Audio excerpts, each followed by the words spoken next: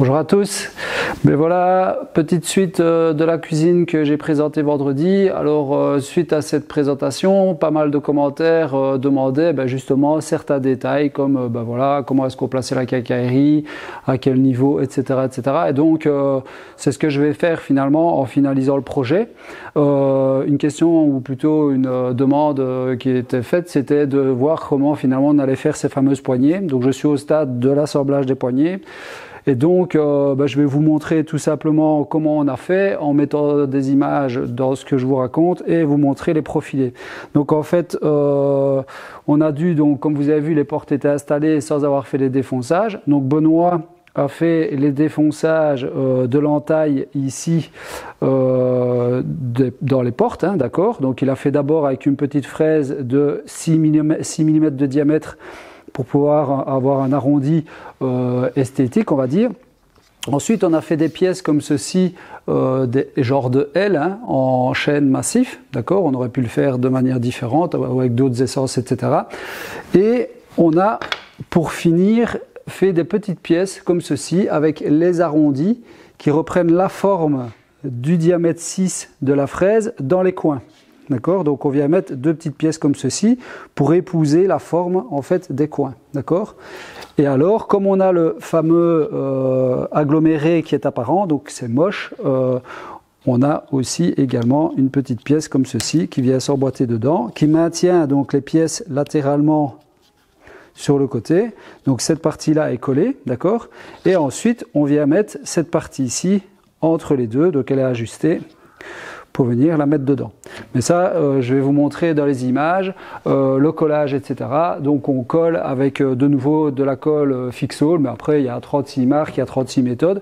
C'est une colle polymère qui permet de travailler aussi avec le bois, mais qui peut supporter, je pense que c'est 280 kg, donc normalement il n'y a pas de souci au niveau de l'assemblage.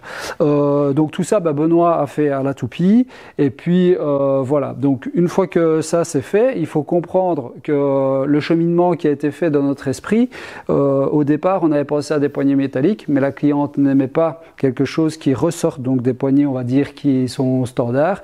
J'avais trouvé des poignées métalliques à encastrer dans le champ, donc je faisais une entaille et je venais l'intégrer dedans, mais on arrivait à un problème, c'est-à-dire que de toute façon, étant donné que c'était un profilé en U, le côté, donc le champ ici à gauche et à droite, allait être apparent au niveau de l'aggloméré, donc ça aurait été moche.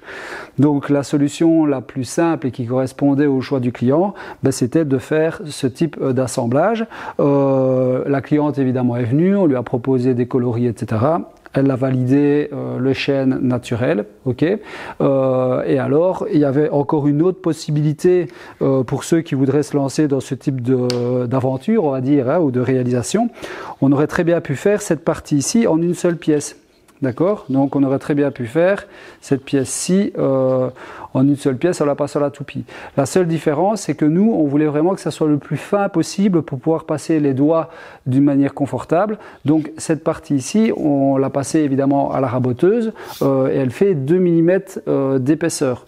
Donc on avait fait des essais en utilisant, puisque les raboteuses généralement elles reprennent jusqu'à 3 mm d'épaisseur. Donc on avait mis un double face collé sur un morceau d'aggloméré, hein, enfin de stratifié quoi, et on l'a passé à la raboteuse pour reprendre le maximum. Donc là on est vraiment, je pense que c'est 2 ou 2,3 mm d'épaisseur, donc on est vraiment au plus fin pour qu'on ait un confort d'utilisation. Donc voilà, ça c'était pour les poignées. Je reviendrai avec une autre petite vidéo, en fait tout simplement pour vous présenter comment on installe une porte de lave-vaisselle. C'est quelque chose qui a été demandé, c'est tout bête, mais voilà, c'est une demande.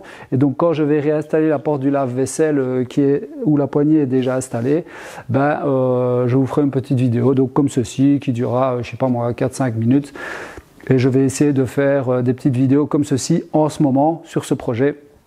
Et quand on retravaillera sur le prochain projet qui sera l'aménagement sous escalier et une porte en chêne, on refera une vidéo plus approfondie avec les techniques d'utilisation et de fabrication. Voilà.